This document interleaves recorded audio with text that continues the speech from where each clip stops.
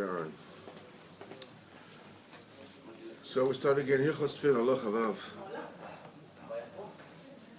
Likutei Halachos. We are holding by. We finished Sif Ches. The synopsis of the whole thing is that the light, the Urapanim of the Teffilin, which is encapsulated with the encapsulated in the. I've got here that we started test. No, we are going to test. We just finished test. I'm just sort of doing a little bit of synopsis to remind ourselves where we are. That the tzaddik looks at you and he shines in you your greatness, which is your latent greatness. That greatness is the anova of Moshe Rabbeinu in you. The anova of Moshe Rabbeinu basically is the cognition. I can touch the table. Is the cognition, the awareness of the Metzias of HaKadosh Baruch Hu. A human being, a Nivra, HaKadosh Baruch Hu, the Boyer. Again, tzaddik is shining into the nivus, the greatest into each person. Yeah, he shines your greatness, your latent greatness, your inherent greatness. And what is that inherent greatness? It is the Anova Moshe Rabbeinu. So what is it? What is the Anova Moshe Rabbeinu? What is it? What does it mean? What does it constitute? If you close the door, I think it'll be even quieter. The Anova of Moshe Rabbeinu is a consequence of his realization of who he is and what he is as a human being, vis-a-vis HaKadosh Baruch Hu. When I asked the Rebbe Cheshin, Zechet Tzadik Livrocha, how could Moshe Rabbeinu be such an honor? He knew it was greater than anybody else, right? So it comes to him, he says, Hashem said to Moshe and everything, Lo Kam Ki Moshe, he's the one, he's telling everybody all this Givaldik Shvachim about himself. So he told me that's because Moshe Rabbeinu didn't look down. He looked up. He looked at HaKadosh Baruch Hu. He looked what there's still to do, what there's still to achieve. He didn't look what have I achieved and where I am vis-a-vis other people. So when you said, the student says to the rabbi, what's the difference between you and me? And he says, I can't exactly remember who he said it. Yeah, he learned this much and you learned this much and whatever you is left to know. Yeah, that's the marshal. That's the story that we gave by the Bafran and the Balatanya.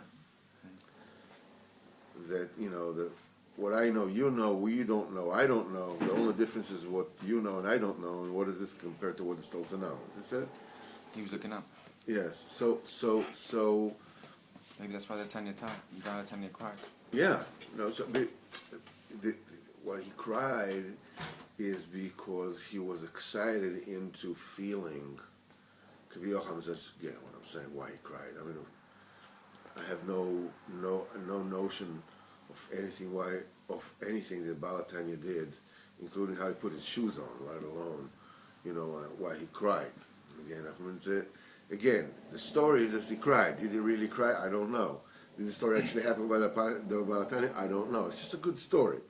but Lu Yitzur that he cried, and Lu Yitzur that it's up to me to give some kind of a parish to why he cried.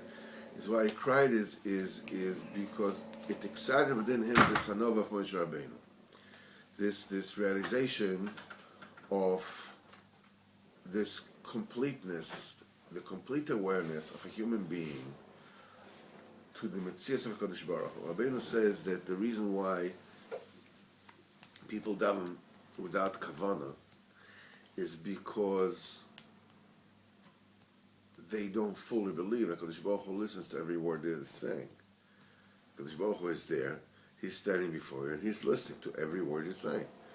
He said, if you gave a nifter a chance to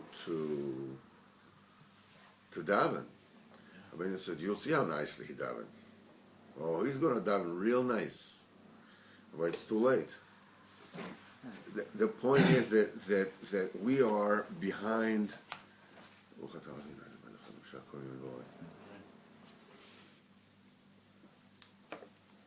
We are behind the wall.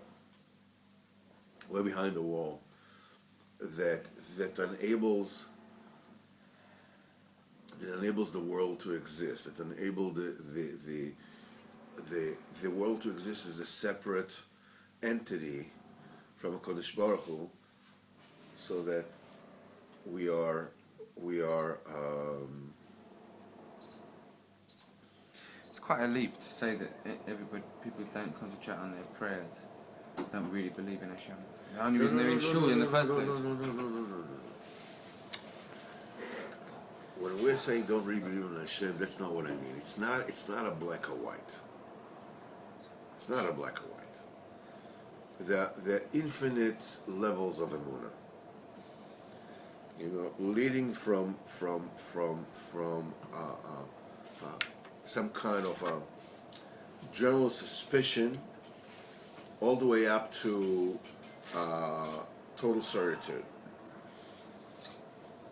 Now, in this world, per definition, you cannot know Hashem. Lo yireni adam v'chai. A person cannot know Kodesh Baruch Hu, can see Kodesh Baruch Hu fully, and exist in this world.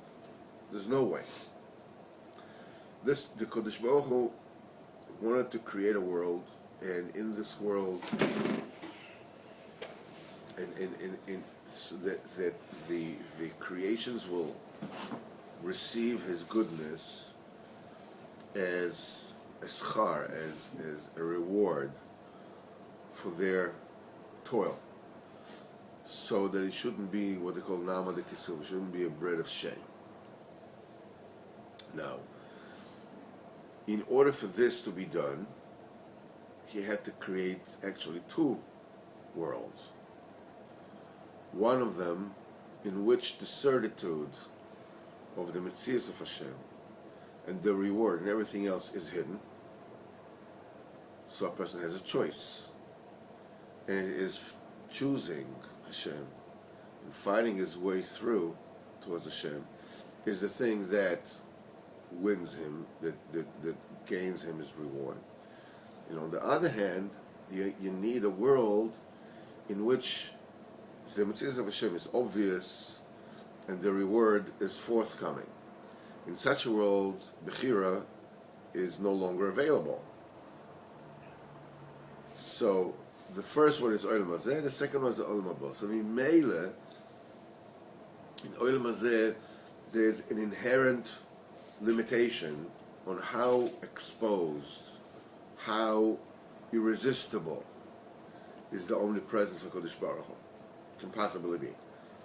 It's Alma de Shikra, it is the world of lie, it's the world of concealment.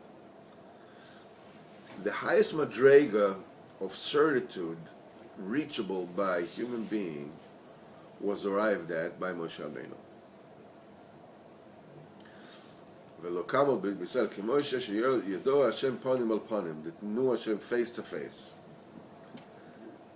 And he still knew the B'chinas Acharayim for Kodesh Baruch Hu, but nevertheless, this is as high as a human being can get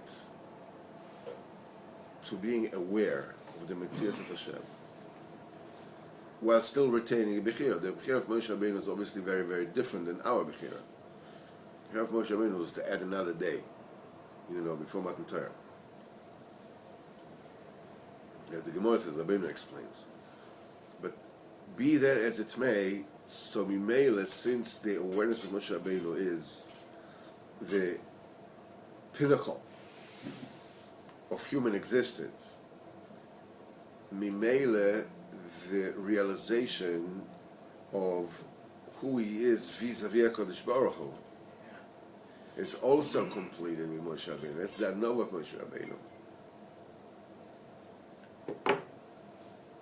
So Mimele, that kind of Anova is the ultimate idea, the ultimate reason, that a person was created. When I spoke to Reb Simcha Belev before Yom Tov, and we spoke about the Rav Ovadia Yosef, Chaim Ovadia Yosef, Shem Yishmor Oto. And I said, how, after daven that he should be healthy, and he said, yes, he started talking about him. And he had a lot of shvachim that he had to say about him. And says the main thing that he said, besides the fact as a yid that, that doesn't have a life in this world. Everything is true, everything is Torah and Torah and Torah, 24 hours a day. And he said his good midas. He says what good midas he has, and the anova that he has. What a humble person Rav Ovadia Yosef is, and so this is the anova. Somebody who learns Torah Lishma. This is the anova of Moshe Rabbeinu. When Tzaddik looks at every person, he awakens the innate greatness. What is greatness? Means that you can achieve the most. The greatest achievement that you can achieve in this world is realization that here is Hashem, here is you, and you don't need anything more except Hashem. That's the highest of the human, attention. This is the most you can attain is that sheyesh dai belokus l'chol bria v'bria. There's it's enough that you have Hashem. You don't need anything else. This is encapsulated in the name Shakai, Shin Daled Yud. Sheyesh dai belokus l'chol bria v'bria.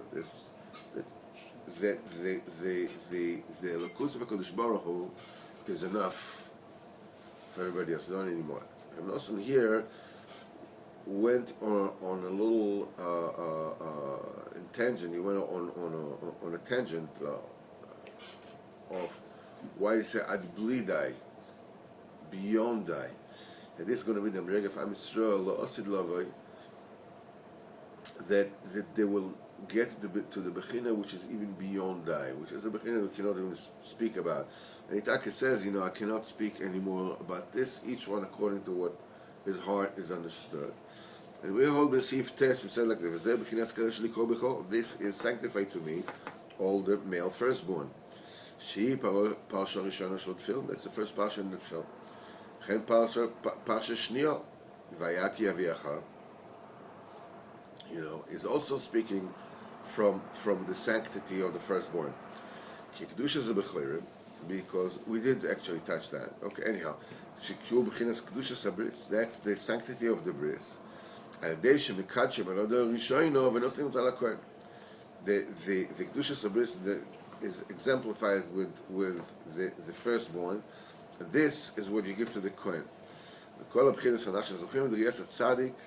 Because all these aspects that you get through seeing the tzaddik, to an aspect of the resurrection of Tchias HaMesim, Shua Nova Amitis, this is the true humbleness. Hayikim are the Kedushas Abrish LaTzadik HaEmes. Everything, the main is the principle, the main principle at work behind this is the Kedushas Abrish of the Tzadik HaEmes. Don't we say that? Rabbi Nachman, the whole way, he's also like Moshe Rabbeinu. He's talking about the Tzadik Emes, He's talking about himself. So he has a certain level of anava also. But even more so, he talks about Mashiach. And Nachinami, you're right, he talks about himself, but he talks about, this is B'Yoser, Rabbi Nachman says in the 17 principles of learning Likutei Maran, that B'Yoser Rabbeinu speaks about Mashiach, that he will fully epitomize everything, B'Shleimus. Shu Mamshich Knas Kedushosai V'Prishusai L'Kol Yisrael, that he brings about his Kedusha and his precious on Am Yisrael, the way it was in Matan Torah. It says in the Torah, it says the minute they were supposed to get the Torah. Supposed to be, the Torah is supposed to be revealed. It was supposed to come on Klal Yisrael. Moshe Rabbeinu is the one that tells the people, stay away from women for 3 days. You know, that's the kedusha of kedusha Shabbos. That's the conduit that enables the receiving of the Torah. And so we said that. So we spoke about. We finished Sifta, as you're right, about Aaron HaKohen. Aaron HaKohen was zeicha to the Kehuna through. I even said the joke. I remember that. Now I remember. Yes. He was mevatel himself to Moshe Rabbeinu, and so this he was zeicha to be a Kohen. Merely giving to the Kohen means you're giving the firstborn to the Kohen, who is zeicha to the Kehuna through the Anova. Mimela, this is this is how you mekadesh the first birth by giving to the Kohen. Sif Yud. That's why the resurrection will be principally and mostly through the offsprings of Aaron HaKohen. כמו שאמרו רבותינו ז"ל, as Chazal said, ותחיס המסים בא על ידי אליהו זכור לטוב. ותחיס המסים is going to come about through Eliyahu, זכור לטוב. And as we know, Eliyahu is Pinchas ben Elazar ben Aaron HaKohen. That's the soul of Pinchas ben Elazar ben Aaron HaKohen. Kitchias amazing because the actual resurrection, Shua Nova Mitis, because we said what actually resurrects, the true Nova, the true perception of Elokus that the person was in this world. Nimshacha de Kedushas Aaron. It comes about through the sanctity of Aaron. Shezocha lekehuna deriyas pnei atzadik be'emes b'simcha. Another mitis comes through the sanctity of Aaron, who attained it, who got it, by seeing the face of the tzaddik, the face of his brother, the true simcha, the true bittul. And Moshe shined into him the gedula that was coming to him, that he is Aaron HaKohen, and through him Tchias HaMisim will come. Did Moshe know about it? Is it something he was? He asked me a question that I don't know, but I'm willing to fake something for you. Okay, the first is yes, the second is no. Which one would you like me to pursue? Whatever he says. Whatever who says. He doesn't care.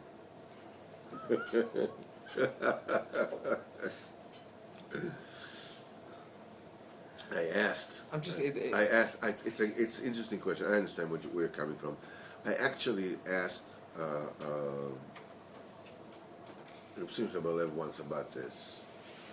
But tzaddikim b'chlal, you know, that you know, all these inyanim that tzaddikim do, are they aware of it or not? This is basically your question. And the answer was not clear, and so I came out of this sort of with a supposition. I mean, I wasn't joking. I mean, I was joking, but it wasn't really a joke when I said I'm going to fake something for you. That actually I came up with what I suppose the Metzias is. You know, and 12 shekels will get you coffee to go in aroma. So, you know, just take it in stride, as they say, in perspective, a grain of salt, as they say. All the madregas, probably up to a certain madrega, the tzaddikim are not aware of this. From a certain madrega on, they are aware of this. The Asr Nosen, if all the Ma'amorei Chazal, that all the tzaddikim, all the generation darshan, did they have in mind all these pshatim? And Rosa said no. He said, but they said what they said with such an emes that pshat was also in it.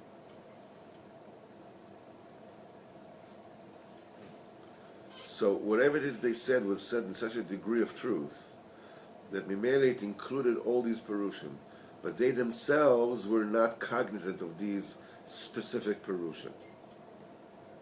Now, it seems to be almost incongruous that Moshe Rabbeinu will not be aware of this, as the pasuk says, "Vatat chazeh mikol ha'am," Sarei alafim, Alashim, Yerei Betzim, v'chulu v'chulu. In other words, he was told, "Do this." What? So Mimele, it obviously, it stands to reason that he knew exactly what he was supposed to do. That through his looking, he's going to create this. So, but again, what I'm saying here is a supposition. I give you no guarantee that it's true. I don't give you no guarantee that it's untrue either. In other words, I want to keep you on your toes, keep you guessing. I don't know. But anyhow, I don't know. Didn't I say that already? Okay. So this is Nimshach Lektusha Sa'ad Shezacha Lekihun L'Riyas Pnei Tzadik B'Simcho. V'zeh Ikat Tchias HaMeisim. This is the cardinal principle behind Tchias HaMeisim. V'zeh Shemesayim Es HaPasha Sachon Shabbat Tefilin B'yad Tchias HaMeisim. This is what the last pasha in the film, it finishes in the end of Tchias HaMeisim, of the resurrection of the dead. Shem Chaim Baruchim Chaim Nitzchim. He's talking about a long, eternal life. כמו שכתוב, למען ירבו ימיכם וימי בניכם על האדמה, אשר נשבע השם לעושיכם ותת להם כימי השער על הארץ. So that your days will multiply on the land that Hashem has promised you. ודרשו חז"ל, במסכת סנהדרין, ליד תחיית המeisim, חז"ל said, he's speaking here about תחיית המeisim. כמו שכתוב, למען ירבו ימיכם וימיכם נשבע לתת להם כימי השמיים על הארץ, לכם לא כתיב אלא להם. He says to you, it doesn't say, but it says to them. He says Hashem has sworn to give to your fathers.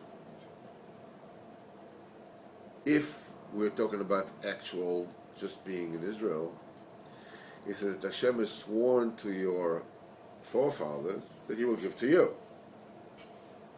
Right?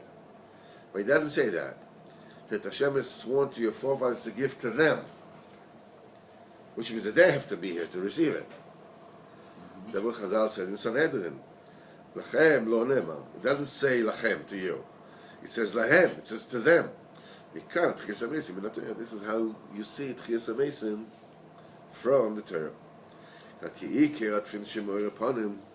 The crux of that film is Or Aponim, the light of the Ponim. Lizkos Tchias HaMeisim is to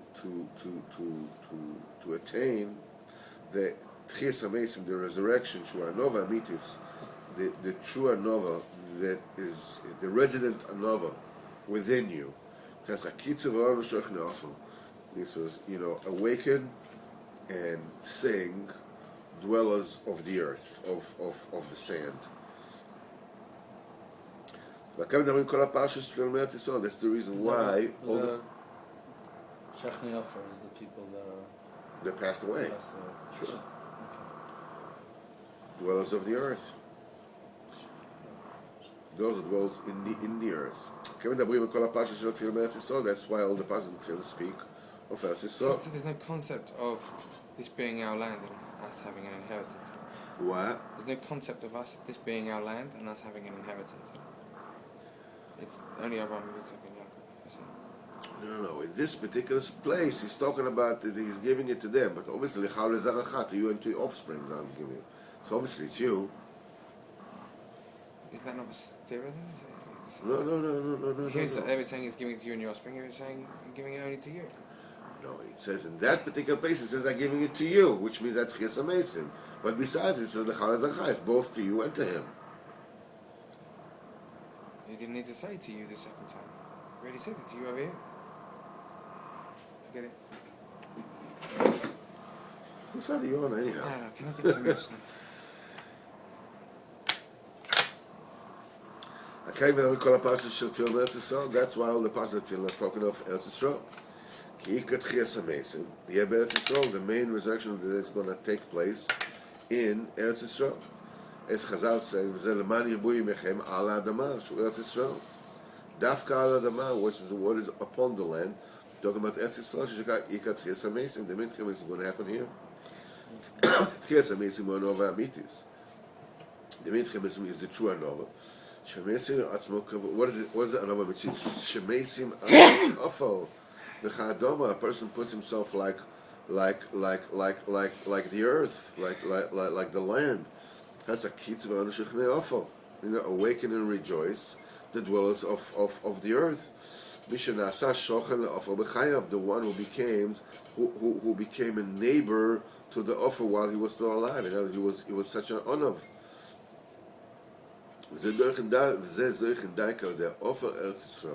This is what you gain, you attain dafka through the earth of Eretz Yisrael. Even though the essence of offer is a tremendously high madrega, in other words, to put yourself like the dust, to be a true honor. That's the greatest madrega that there is. Nova is the highest madrega of them all. It is already said, you should not be, lethargic and a bumbler. Because Anova is the main vitality, is energy, is rejuvenation. You shouldn't be a what? And a bumbler? You shouldn't be a bumbler. Shouldn't be just a bum, just something pathetic, like heavy and don't look at me. That's what it means. Yeah. Meek. No, meek. Yeah, meek. I think this is one of the best examples of how bad a translation this is. Meek is okay. I don't know. Okay, fine. Maybe you want. Leave me alone. It's like they say, what's the Jewish kung fu? Kung fu. Yeah, you go like this.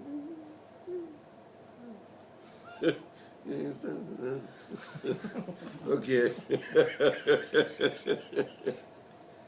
The Jewish kung fu. You missed this one.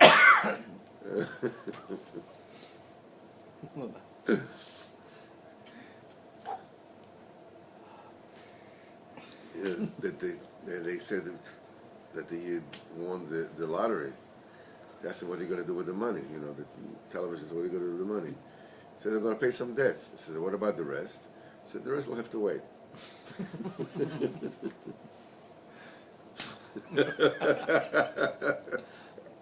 All right. So the anova is not to be, this kind of like, okay, it's not to be meek. Anova that's the essence of vitality. You have the dust, the sitracha. Shikar achizas sitracho, v'neshichas anachas usham. That's the bite of the snake is this lethargy. Shubchinas v'nochosh ofar lachma, and the snake, his food, his sustenance, is dust. Shubchinas atzvus v'atzvus. That's depression and laziness. Which is the opposite of you had a vision of a man who is quick in his craft. That sand, this dust, that is the aspect of apathy and heaviness. That's a tumadika dust or earth. In the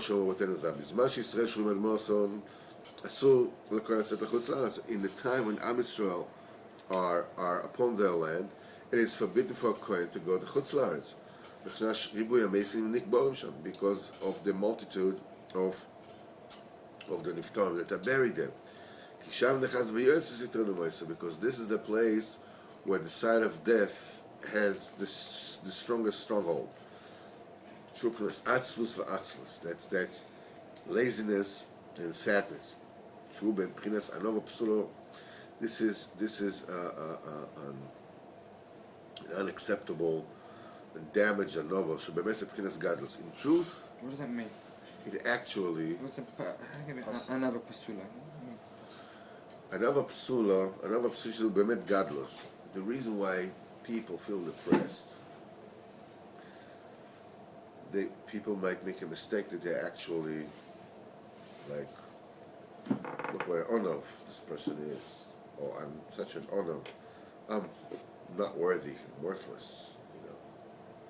Might feel my Torah, Hashem,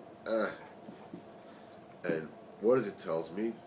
It tells me that I'm an Onov because I don't boast in my davening and in my learning. And then you fall into apathy, into laziness. I'll never be able to make it. I'll never make it. I'll never be a tzaddik. I'll never be a talmid chacham. So why fall to apathy from that? Because of gaiva, because somebody like me really should be, it befits me to be a tzaddik and to be a talmid chacham. I can't make it. The whole thing's not worth it. So that kind of apathy, this kind of discouragement, this kind of dispiritedness that falls because when I see my defects, comes from gaiva, not from anova. That's called anova psula. So what? I mean, I don't see you moping around, being depressed that you're not being you're not being declared the Prince of Wales, on the next to the throne of England. I don't see you going around. Forget about it. Life is worthless. I'm not going to be the Prince of Wales. You don't go around like that. Why? You don't have any havamina b'chal. It should be you. But if you thought that this is really who you should be, and you're not that, you'll go around all that. Well, what's life worth? It's garnished.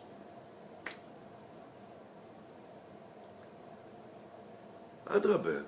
Anova means that you realize, that you're very small, you're like nothing, whatever it is. So Baruch Hashem, everything that you manage to attain is fantastic. It's great. If you made $1 million today, you'll be very happy. For Bill Gates it's nothing, but you're not Bill Gates. I don't care. Let Bill Gates be depressed he only made $1 million today. I don't care. I made $1 million. It's great. Beruchnius, when your danova is proper, look at the davening I davened today. Look at the davening I davened today. Nah, that's not called davening. It's not called davening. But if you really knew who you were, you said, well, it's fantastic. I just won $1 million. I davened. I said the name of Hashem from my mouth, Hashem, I washed my hands, I put on tefillin, I put on tal, and I said the name of Hashem. That's why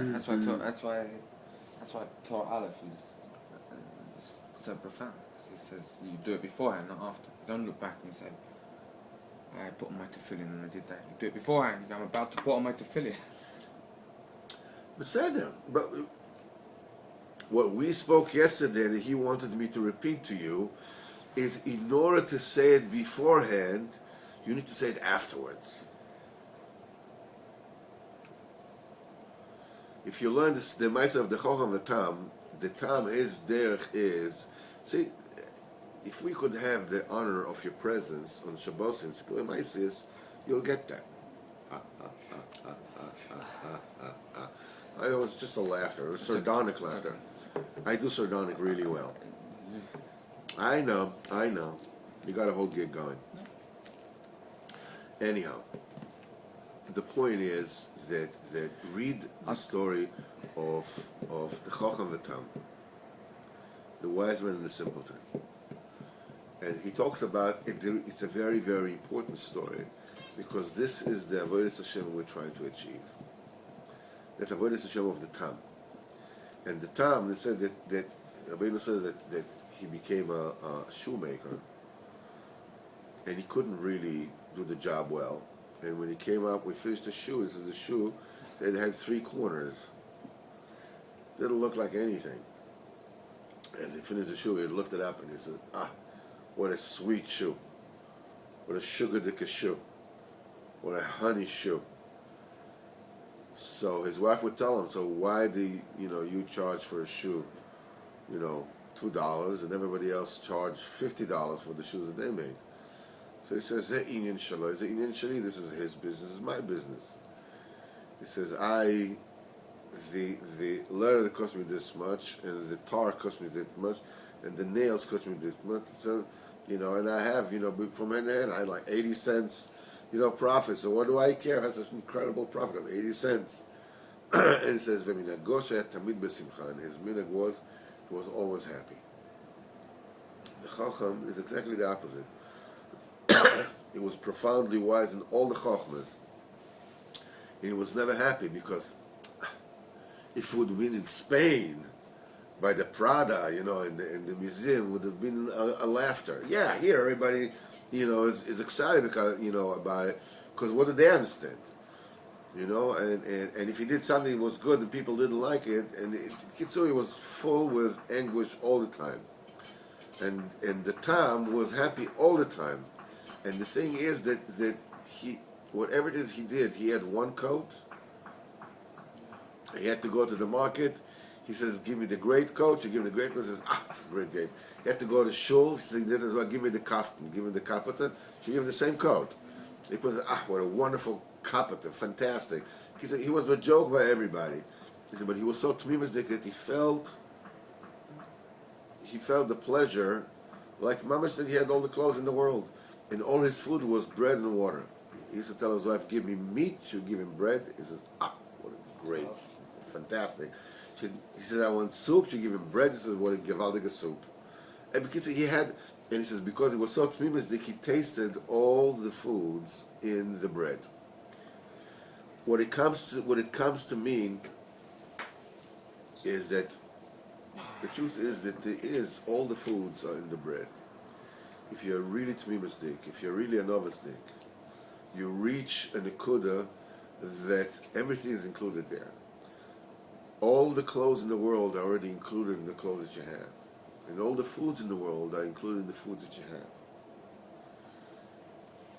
You're reaching a nekuda of the sheirish of the Indian, which you can get only by tmimis.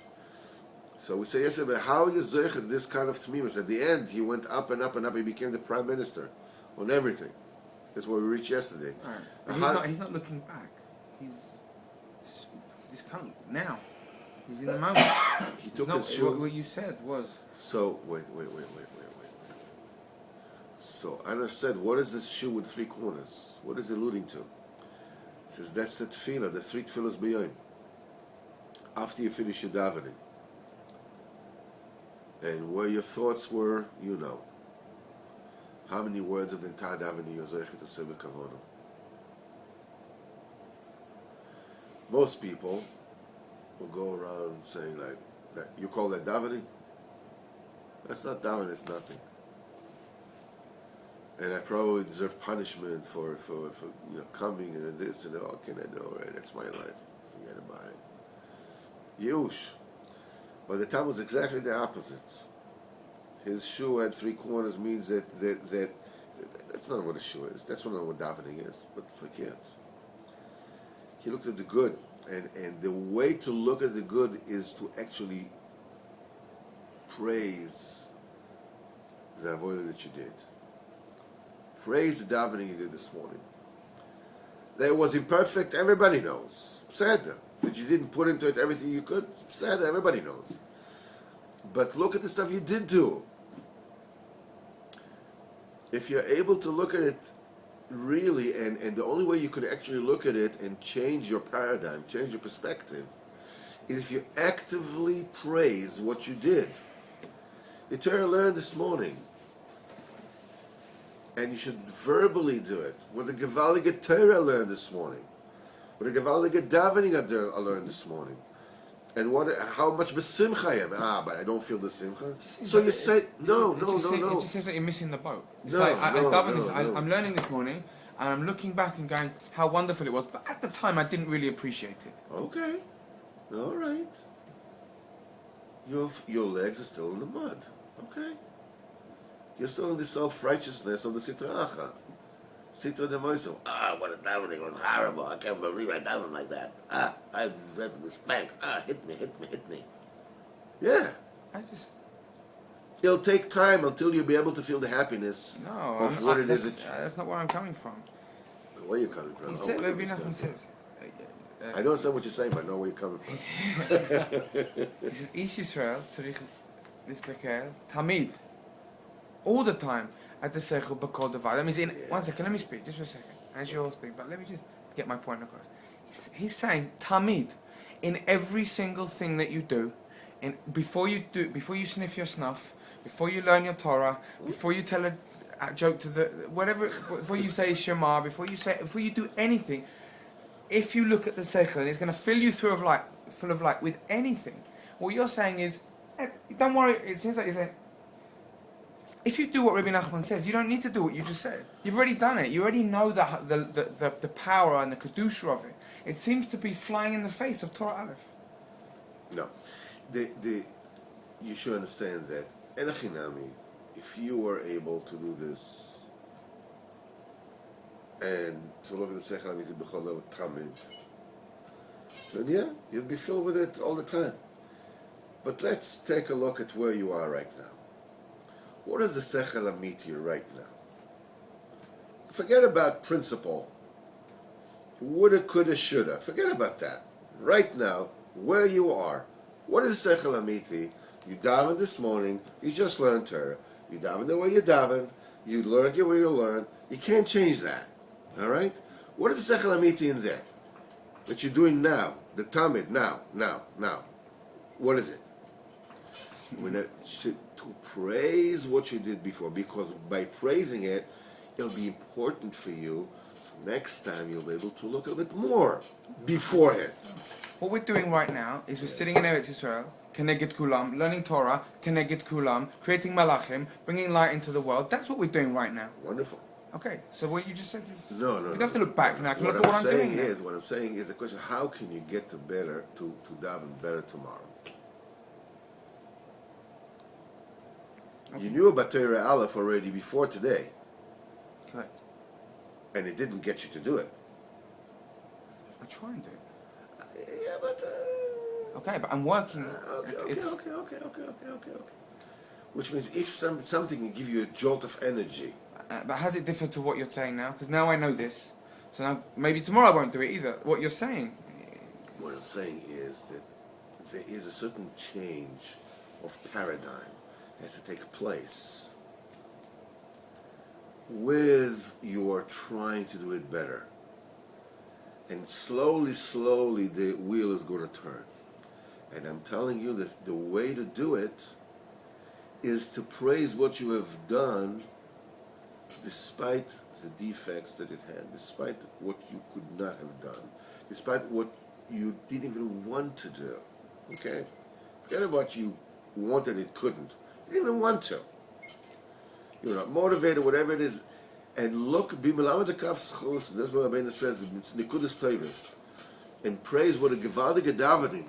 You're able to daven from this world out of total darkness, total gashmius. You were able to do what you were able to do. That you try to do what you tried to do. How precious the trying is. How incredible the trying. Forget about what it is in comparison to what could have been or what should have been. Forget about that. There's Sitra Acha. We said that Anova Mitis is only you and Hashem. It's Nikudas Toivus. Look how good the good is. No, what it is in compared to what they still didn't do. And the only way to do it is by praising what you have done. And then you'll come to appreciate it, really. First it's going to be just, talking the talk. But eventually you're going to walk the walk because it's going to shine to you. It takes time. Ad kana kofal. We're in the middle of Yud Aleph, right? Mm-hmm.